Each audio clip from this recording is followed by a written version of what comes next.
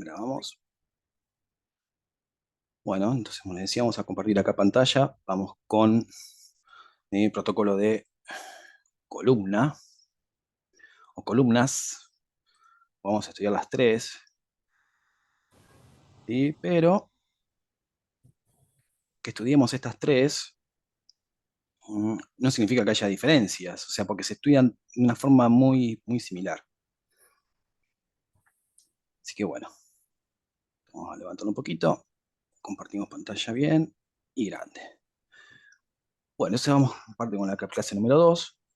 Fíjense esta columnita que linda acá. Mm.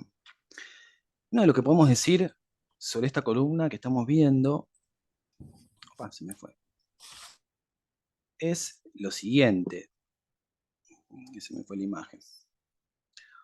Eh, Ahí. Lo primero que podemos, cuando observamos una columna, vamos a decirle, bueno, ¿qué secuencia es? ¿Qué secuencia estamos mirando acá en este caso? ¿Eh? Entonces vamos a buscar un reparo anatómico. Entonces el reparo anatómico fundamental va a ser el canal medular. Entonces tenemos un canal medular hiperintenso, con líquido, quiere decir que todo este líquido cefalorraquídeo está puesto en evidencia en la imagen. Estamos frente a un T2. Vemos la grasa hiperintensa, en este caso. Eso también otra cosa que me olvidé de comentarles. Traten de no guiarse por lo que son las tablas de hiperintensidades. O sea, ustedes van a poner, por ejemplo, en Google, ¿sí? Tabla de hiperintensidades en resonancia magnética. Van a tener en T2, T1, cómo se ve, hiper, hipo, hiper, bla, bla, bla, bla. Traten de no hacerlo, ¿por qué? Porque las secuencias T2 en este caso, ¿sí? Van a encontrar con que la grasa va a ser hipointensa, pero en las secuencias que son fase espineco, se expresa como un artificio, entonces la grasa va a venir con señal, ¿sí? Va a ser hiperintensa. Pero si estamos viendo un T2 espineco, no fast, lo vamos a ver hipointenso, ¿sí? Entonces por eso traten de no guiarse por las tablas de hiperintensidad, ¿sí? Consejo. ¿Qué es lo que van a mirar? Canal medular. Canal medular hiperintenso, vemos líquido en ese canal medular. Bien, ya tenemos que lo más probable es que sea T2. Tenemos contraste hiperintenso de grasa y contraste hipointenso de músculo, ¿sí? Ya ahí sabemos que es T2. O sea, tenemos diferencias de señales, ya sabemos que es T2. Fíjense también aquí el canal medular, cómo viene el cordón medular, ¿sí? Y cómo se va dividiendo todo lo que es en el fino terminal o la cola de caballo. Esto se denomina efecto mielográfico. Si bien no es una secuencia mielográfica, se le denomina efecto mielográfico por el contraste que se genera entre lo que es la grasa medular y el líquido. Este paciente está operado, tiene acá una lesión, vamos a decirle. Bueno, a ver, pasamos. Lo que vamos a ver acá es las generalidades del protocolo en cuanto a su planificación. Todas las columnas las vamos a planificar de la misma forma. Los planos de elección para estudiarlas siempre van a ser los planos sagitales, ¿sí? Y axiales. El coronal se utiliza, lo que pasa es que el coronal lo que va a tener se va a utilizar para algunas patologías determinadas, que ya la vamos a ver. ¿Qué formas vamos a obtener los planos axiales, por ejemplo? Podemos estudiarlo disco-disco, ¿sí? O bloque, ¿sí?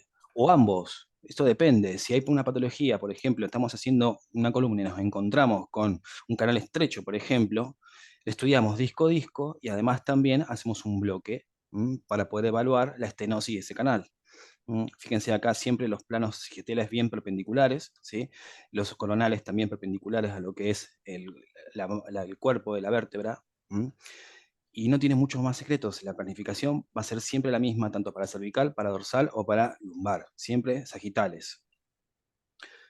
T2, T1 y STIR, a lo que se denominan los tres colores, y axial, disco y o bloque. Eso depende. Y o bloque. Si es con contraste esa columna, vamos a hacer un sagital T1 FATSAT con gadolinio, y un axial T1 FATSAT sin gadolinio y con gadolinio. Este iría primero, ¿por qué? Porque parte del protocolo sin el contraste, este vendría aquí, porque no tendría contraste el axial T1 FATSAT.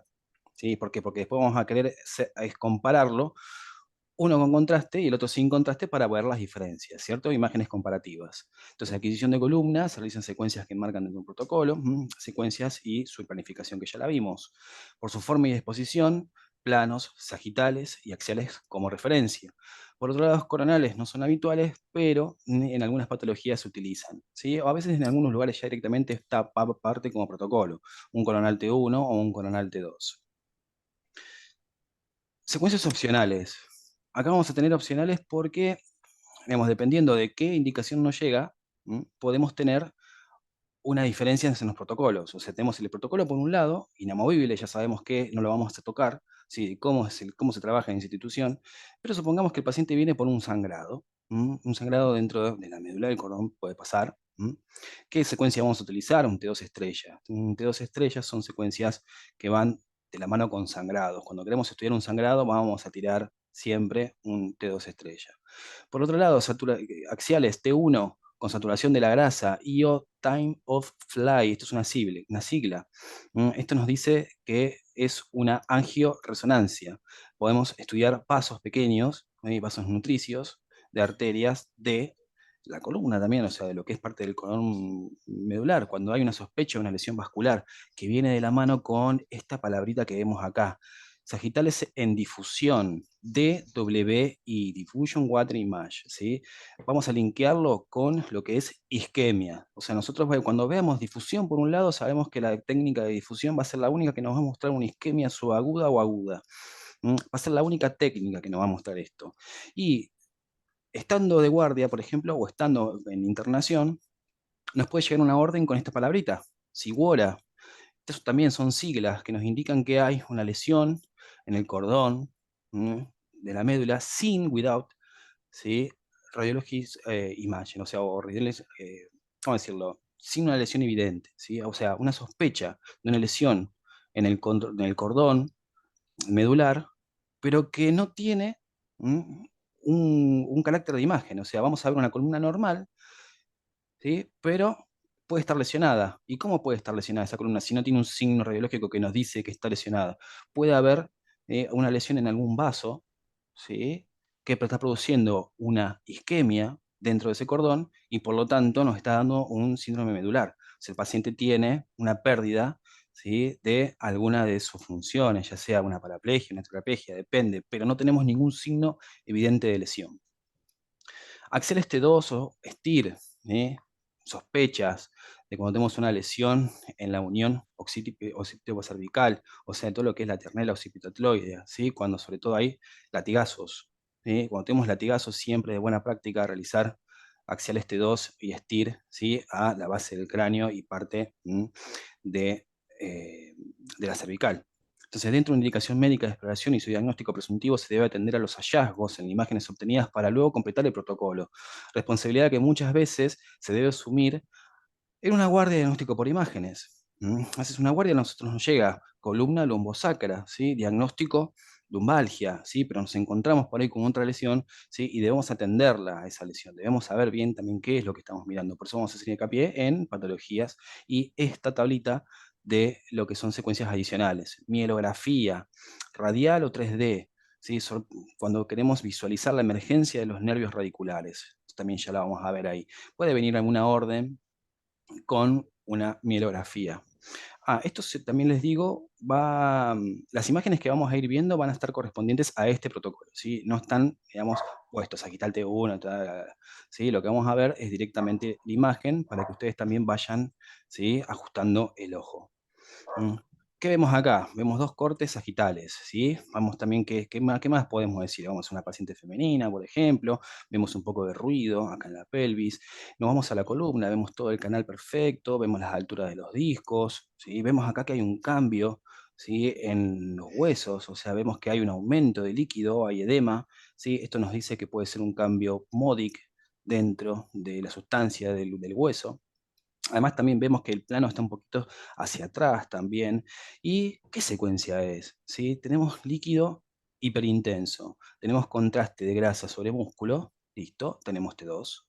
Entonces, canal medular con líquido cefalorraquídeo hiperintenso, cambios de señal L5, S1, que es lo que estábamos mostrando recién, discos intervertebrales L1, L2, L2, L3, hiperintensos, fíjense acá como vemos a una hiperintensidad en el disco. Este es el núcleo pulposo, es un núcleo pulposo que está sano, ¿sí? Pero ¿qué pasa? A medida que va pasando el tiempo y nos vamos poniendo viejitos, ¿sí? Estos núcleos empiezan a deshidratarse.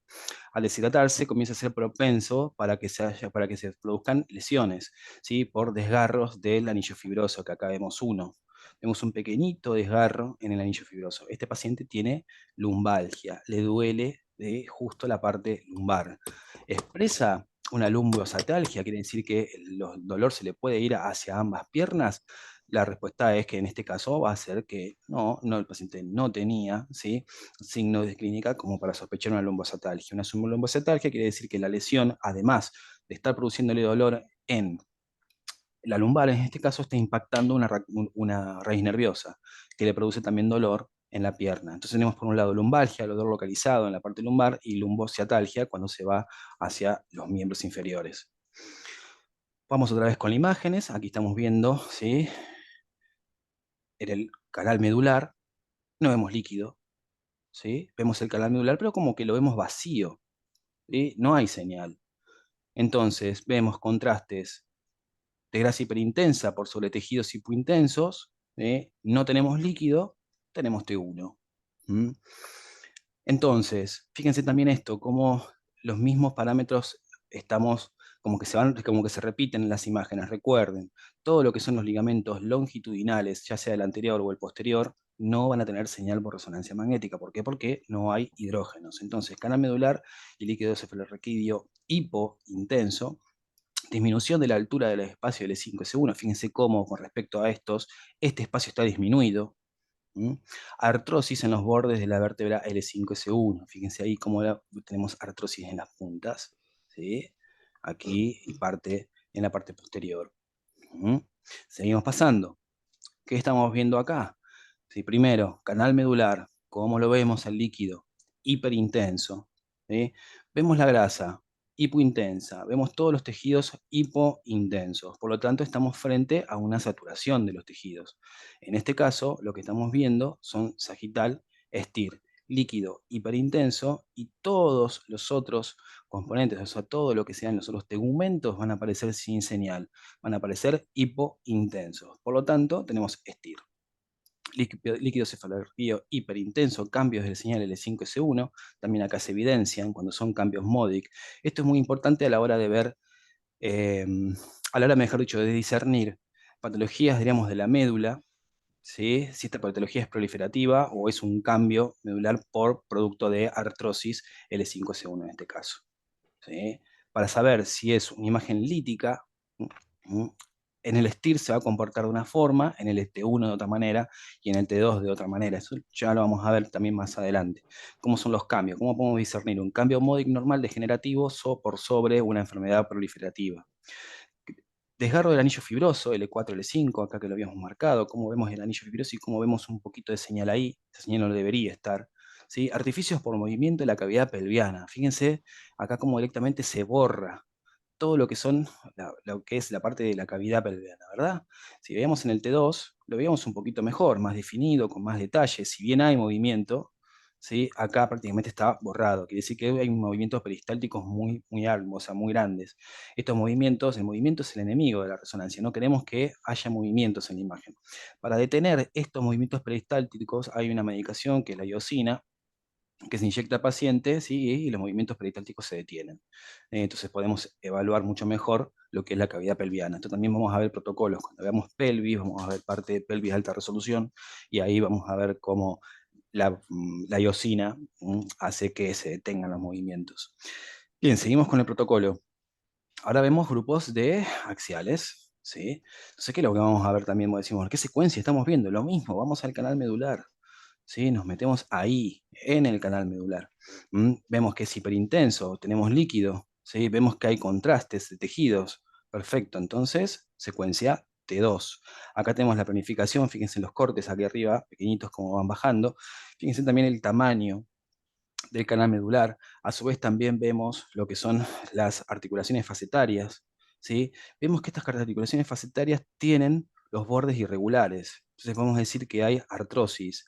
Entonces, al tener las articulaciones facetarias con artrosis, va a venir de la mano con un aumento del tamaño de los ligamentos amarillos, que son los que están aquí, estos que vemos aquí. Al aumentar el tamaño de los ligamentos amarillos, lo que termina produciendo es una estenosis del canal, produciendo una compresión en los nervios y generando también lo que son síndromes medulares o, en su efecto, síndromes, digamos, raquídeos, de los nervios raquídeos.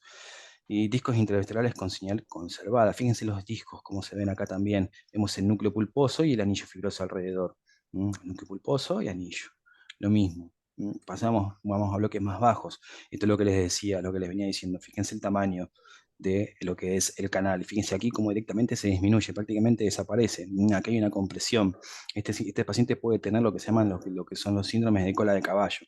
Puede llegar a tenerlo, puede que no. Sí, tal vez que a lo mejor sea solamente en esta parte, pero fíjense la irregularidad que hay en las articulaciones facetarias.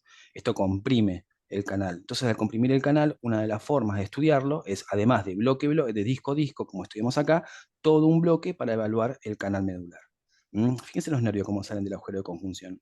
Fíjense los nervios chiquititos ahí, chiquititos agrupados, y acá inclusive cómo sigue este para ahí, cómo siguen estos nervios hacia adelante. Entonces, disminución del calibre debido a atrofia de los ligamentos amarillos y hernias discal posterior, referencias de las imágenes, también, a qué altura estamos viendo. Ahora vamos para la patología degenerativa, esto es lo que veníamos hablando recién. Entonces, cualquiera, digamos, enfermedad degenerativa lo que va a terminar produciendo es un desgaste de la articulación y a su vez también una sumatoria de ese desgaste que se va a expresar en la disminución de los espacios, por ejemplo, de los discos, a su vez también una herniación, ¿sí? Por deshidratación de los núcleos pulposos, ¿sí? Son, digamos, patologías que van, digamos, en aumento. Se detienen, se pueden detener con rehabilitación, con cambios de dieta, pero por lo general, si una vez que ya está la patología presente, no hay mucho que hacer. O sea, eso son todos tratamientos paliativos. La unidad, entonces, disco vertebral está formada por dos vértebras adyacentes, una por sobre la otra, ¿sí? Articulaciones facetarias, que ya las nombramos aquí, y con los ligamentos amarillos, ¿sí? Los ligamentos longitudinales, anterior y posterior. Todos los componentes de la unidad discovertebral pueden verse afectados en mayor o menor grado, ¿sí? En una columna degenerativa. Entonces tenemos fisuras, ¿sí? O abombamiento de los anillos fibrosos. Fíjense, acá tenemos un abombamiento de un anillo fibroso difuso, es una marca, ¿sí? Acá tenemos cómo está lateralizado, o sea, asimétrico, y cuando se va directamente al canal, una hernia. Y ahora vemos en lo que es en imágenes, ¿sí? Acá tenemos un abombamiento pequeño, pero está. Acá tenemos ya un desgarro del anillo directamente. Fíjense cómo parte del núcleo pulposo comienza a discurrir hacia el canal. Y va a estar siempre sujetado por lo que es el ligamento longitudinal posterior, pero a veces sucede que esto migra hacia la cavidad. Estos son secuestros, se denominan. Y acá tenemos ya, diremos, otro desgarro, ¿sí? En forma, diríamos, horizontal. Una fisura periférica del anillo, que es una imagen muy parecida a la que estábamos viendo inicialmente. Seguimos entonces, hernias de disco. Es el desplazamiento localizado focal de disco intervertebral. La hernia discal se clasifica según su morfología en tres subtipos, ¿sí? Según su morfología, quiere decir cómo está, cómo se ve la hernia, podemos clasificar. Entonces vamos a hablar primero de una protrusión discal en donde el diámetro de la base es mayor que cualquiera de sus diámetros y sus bordes. El material hernado continúa con el disco, o sea, se continúa con el disco, no se va hacia afuera. Fíjense los nervios, ¿sí? Y lo peligroso que es cuando una de estas hernias, ¿sí? Impacta un nervio. Extrusión. La distancia entre los bordes es mayor, ya esto lo vamos a ver también en otro plano. La extrusión suele ser asociada a defectos de anillo fibroso. Dentro de las hernias extruidas debemos determinar si existe o no migración. Y extrusión con secuestro, ¿sí? Cuando hay material extruido y migrado, ¿m?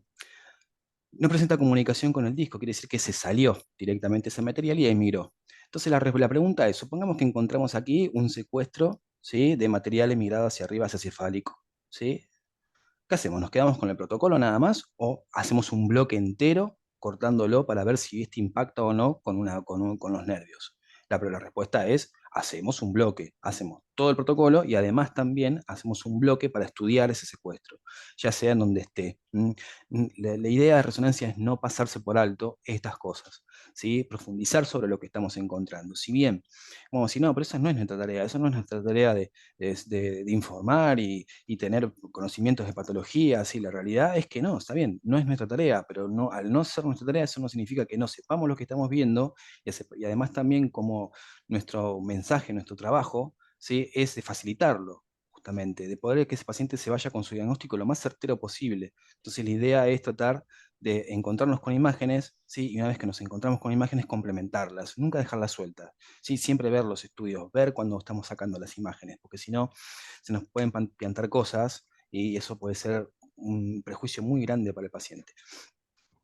Tipos de hernias, ¿sí? Vemos primero, acá tenemos un STIR, ¿sí? Cuando vemos una hernia, una protrusión discal, fíjense que el diámetro es menor que como que de lo que sale, diríamos, de su parte anteroposterior, Entonces, por eso es una protusión. Esta protusión está lateralizada, entonces está contactando nervios. Al contactar nervios, este paciente va a tener una patología clásica, va a tener el dolor en la columna, ¿sí? En la parte lumbar, y además también, depende de dónde está lateralizado, en este caso hacia la derecha, va a tener lumbocetalgia derecha. Tos, a imagen B, sagital con una saturación, vemos el líquido hiperintenso, acá lo vemos hiperintenso, pero todo saturado, ¿sí? Acá lo vemos hiperintenso, pero contrastes, entonces tenemos un T2, muestra hernia de tipo extrusión con diámetro anteroposterior, ¿sí? Mayor que el de su base. Acá el diámetro es mayor al de la base. Secuencias T2, donde la imagen C, también líquido hiperintenso, por lo tanto T2, donde se muestra hernia de tipo extrusión con migración craneal. Sí, nos dice, no, pero, sí, sí, está bien. Y secuencias T2, donde se muestra fragmento herniado y migrado y secuestrado. Sí, fíjense, acá el fragmento, acá tenemos la hernia, sí, y miren dónde fue a parar este fragmento. ¿Mm? O sea, un secuestro directamente del núcleo pulposo y arriba. ¿Contactan los nervios? ¿Lo vamos a cortar? Sí, siempre vamos a cortar esto. No vamos a dejarlo sin estudiar. No vamos a dejarlo con una imagen o con un solo plano. Ahora vamos a seguir lo mismo, diríamos, comparte con lo que es una hernia, pero acá, por ejemplo, en el cordón medular, ¿sí? ¿Qué es lo que estamos viendo acá? Una imagen, ¿sí? Bien redondeada, con contenido. Si lo vemos en el plano axial, fíjense el contenido, podría decirse que tiene contenido, pero en realidad son partes del propio tegumento de la, del cordón medular. Esto es lo que estamos viendo siempre acá por dentro del cordón medular hay una cavidad pequeñita que se llama epéndimo. ¿Sí? Este epéndimo en algunos lugares se puede obstruir o crece como un ependimoma, y genera este tipo de imágenes. ¿Sí? Posible ependimoma. Imagen ubicada a nivel C4, C5, solo otro también de poder distinguir, ¿sí? Cuando estamos viendo una imagen y queremos hacer una referencia, ¿sí? De apuntar qué imágenes estamos detallando o describiendo, siempre vamos a agregar una referencia. Esta es 2, 3, 4, 5, 6 y 7. ¿Sí? Aquí tenemos también una protusión. Observe 6, 4, 5, hernia discal. ¿Comprime o no comprime el nervio? Eso no sabemos, tenemos que verlo en un plano axial. Acá tenemos también otra imagen, sagital. Vemos muy bien los nervios del filo terminal, ¿sí? Y acá está tremenda hernia. Fíjense cómo sale hacia afuera, ¿sí? Una extrusión discal. Y acá podemos decir que o es un nervio o es también parte del contenido. Acá lo vemos también bien lateralizado hacia la derecha, o sea, contacta con lo que es el agujero de conjunción, lo disminuye. Entonces acá tenemos una patología bastante importante o lo que es eh, una lombocetalgia importante. Y acá una secuencia mielográfica. Fíjense, la secuencia mielográfica, lo único que vemos es el canal medular hiperintenso y con lo que es, lo que son, mejor dicho, los nervios, cómo van discurriendo y cómo van saliendo, ¿sí? Hacia los lados, cómo se forma el ganglio donde salen los nervios periféricos. ¿Sí? Estos nervios que salen de aquí, los nervios raquídeos, los palos raquídeos, de este lado y del otro, ¿sí? La secuencia que vamos a utilizar para estudiar eso mismo van a ser una mieloresonancia, una secuencia mielográfica. Si un T2 muy pesado, borra todo lo que está alrededor, pero lo único que nos deja es el líquido. Entonces, imagínense quitar el T2, mielografía por un lado y axial T2 por el otro. Fíjense cómo el saco tecal acá en este caso sigue estando sano. Lo único que hace es comprimir la emergencia de los pares raquídeos en este caso. ¿eh?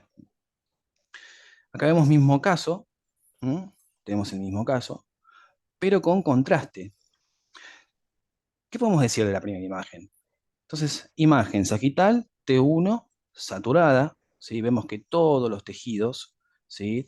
Están saturados, tienen la misma señal hipointensa, o casi la misma señal hipointensa, ¿sí? Y vemos esto, por ejemplo, fíjense esto es lo que es parte de lo que es los agujeros de los vasos nutricios de las vértebras, como el contraste, capta también ahí. Y además también, fíjense cómo capta en la zona donde hay inflamación. Entonces el contraste le gusta, depositarse en donde hay tejido inflamatorio. O sea, cualquier cambio que haya, digamos, sí, a nivel celular podemos decirlo, sí, Y a nivel de metabólico también, porque cambia totalmente el metabolismo de la región en cuando hay tejido inflamatorio. Entonces el contraste va a ir a parar ahí. Entonces tenemos por un lado el sagital T1 saturado con contraste y el axial T1, pero en este caso sin saturar. Fíjense, no está saturado por completo, porque tenemos grasa hiperintensa y músculos hipointensos, por lo tanto tenemos contraste. ¿Sí? Este uno, ¿por qué? Porque no tenemos líquido. ¿Mm? Y decimos, ¿tiene o no tiene gadolinio? Al ojo sí, le podemos decir por qué, porque vemos vasos con hiperintensidad. Y acá también vemos cómo se deposita el gadolinio, donde hay tejido inflamatorio por parte de esta terrible extrusión. ¿Sí? El gadolinio. Entonces, una de las indicaciones del gadolinio es para patologías inflamatorias. Esa es una de las indicaciones que hay.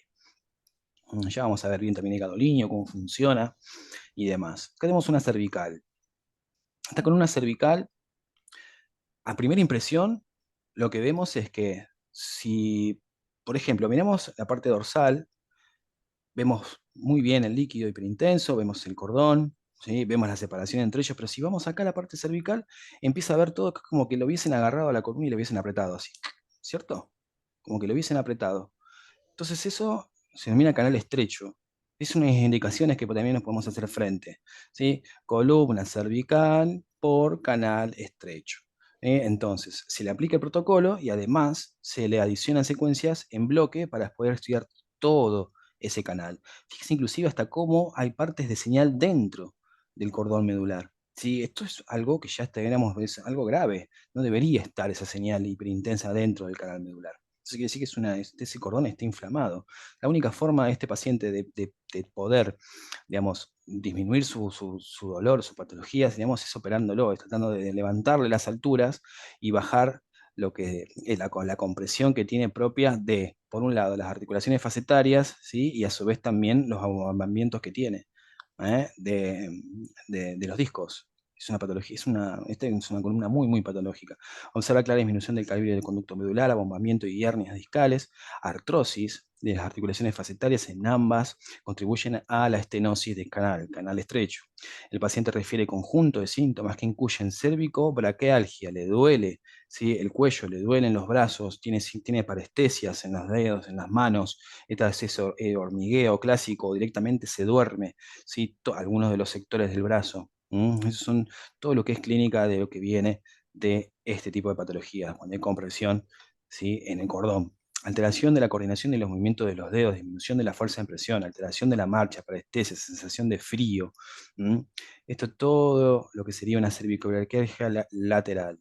¿Sí? Tratamiento paliativo, corticoides, complejo B12 para luego su resolución quirúrgica. No queda mucho más que hacer. Acá vemos un compactito de imágenes, un compendio, pero ¿por qué? La idea es mostrarles lo siguiente. Vamos a ver primero un STT2, ¿sí? Y acá ¿qué tenemos? Tenemos como un abombamiento, ¿sí? O un quiste, o imágenes quísticas, ¿sí? Que estos se producen porque en el saco de la dura madre se generan abombamientos que se llenan de líquido. Entonces lo conocen como quistes de Tarlov. Los quistes de Tarlov son, digamos, patología frecuente, nos podemos llegar a encontrar. Esto no significa que sea, digamos, o que le infiera al paciente un problema. Pueden suceder un problema si, por ejemplo, digamos, crecen de un tamaño ya importante, entonces comprimen el nervio y demás, pero es bastante habitual encontrarse con estos quistes de Tarlov. Pasamos a la imagen del medio, ¿sí? Esto es un STIR, ¿sí? ¿Por qué es un STIR? ¿Sí? Vemos todo lo que sería líquido, hiperintenso y tejidos saturados, ¿sí?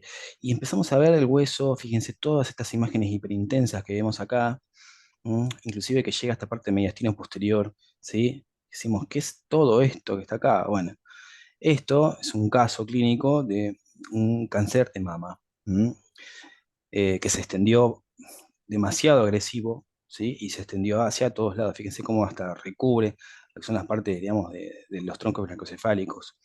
Es tremenda de cómo creció este tumor.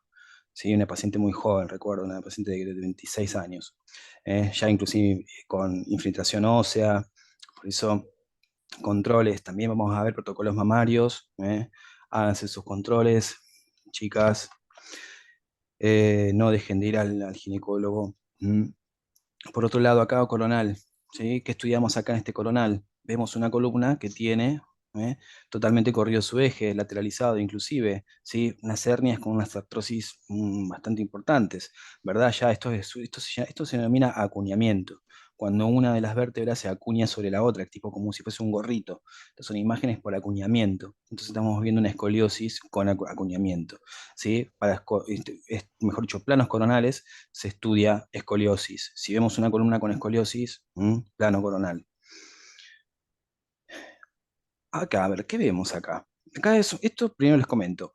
Tenemos T2, líquido hiperintenso, ¿sí? Contraste en los tejidos, por lo tanto T2, ¿sí? Acá vemos líquido hiperintenso, ¿sí? Pero tejidos saturados, todas más o menos compartiendo la misma intensidad de señal, por lo tanto, STIR. Entonces se utilizan técnicas de ensamblado para obtener una imagen de la columna vertebral completa.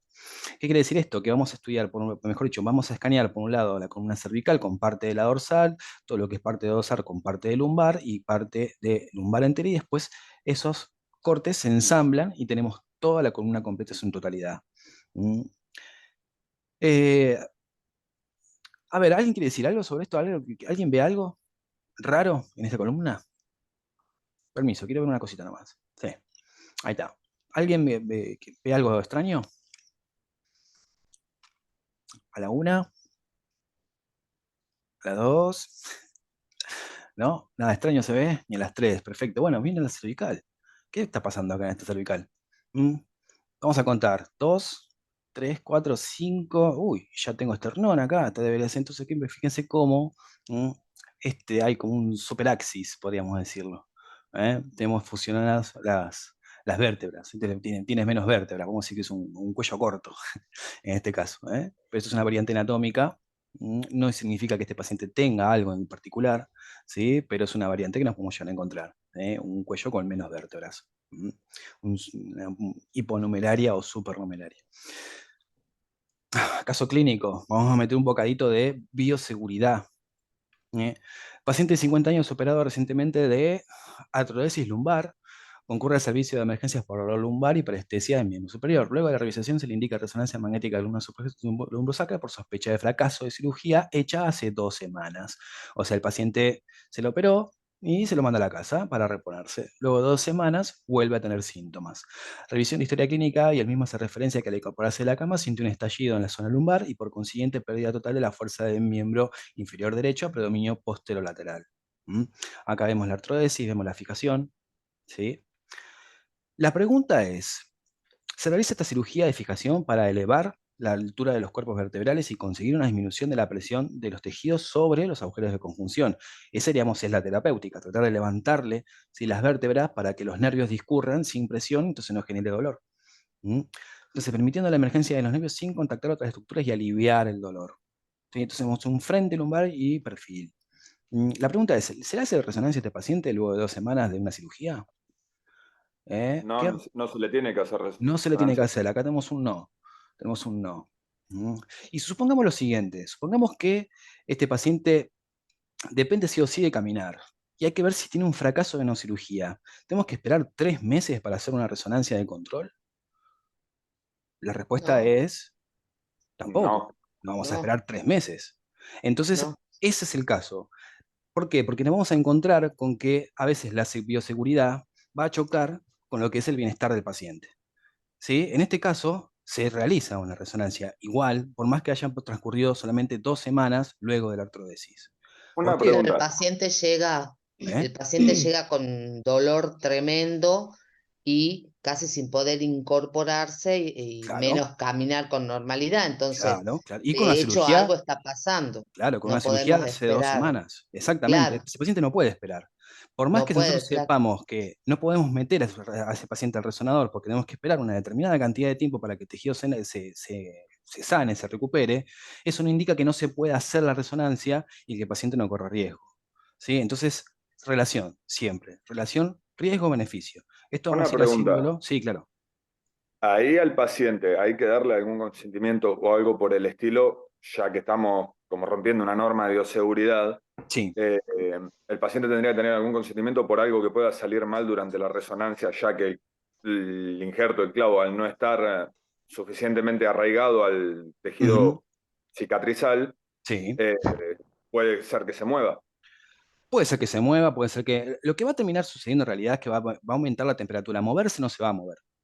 Lo que va a pasar es que va a aumentar la temperatura, como hay todo tejido cicatrizal, está, o sea, recién operado, va a haber edema por todos lados, entonces eso va a ser propicio a que aumente más la temperatura y que el proceso de sanación, si no sea en los tiempos correctos, ¿sí? Pero Apar- moverse en sí no se va a mover. Aparte Sí, el material que se coloca de la prótesis, en este caso, por así decirle, es titanio. exactamente, Entonces, son diamagnéticos. claro, Exactamente. no, Entonces, no hay el gran peligro de que se mueva. exactamente, por eso mismo. Son acero quirúrgicos, titanio, lo que sea, son todos materiales diamagnéticos que van a tener una influencia en el campo, pero no van a ser atraídos por este, ¿sí? Pero eso Claro, no Perfecto. significa de que no haya un aumento de la temperatura y eso no significa que a ese paciente no lo estudiemos, ¿sí? Porque tenemos un conflicto con la bioseguridad. ¿Sí? Este paciente igual se hace la resonancia, este paciente va a tener su consentimiento informado, se le va a indicar, ¿sí? Cuáles son los riesgos que va a correr. Pregunta, ¿hasta Sí, qué punto es riesgoso de que se caliente la prótesis y el paciente pueda llegar a sufrir alguna quemadura? O sea, ¿qué, qué tanta frecuencia hay que usar o cómo sí. sería como realmente un riesgo? O sea, A eh, ver, lo mejor que sí, se puede hacer en este caso es alzar, disminuirlo lo mínimo, al mínimo. ¿Sí? Por más que se extienda el tiempo de estudio, disminuir el SAR por un lado. Y por el otro, lo que va a terminar pasando es que nosotros tenemos que advertirle a este paciente.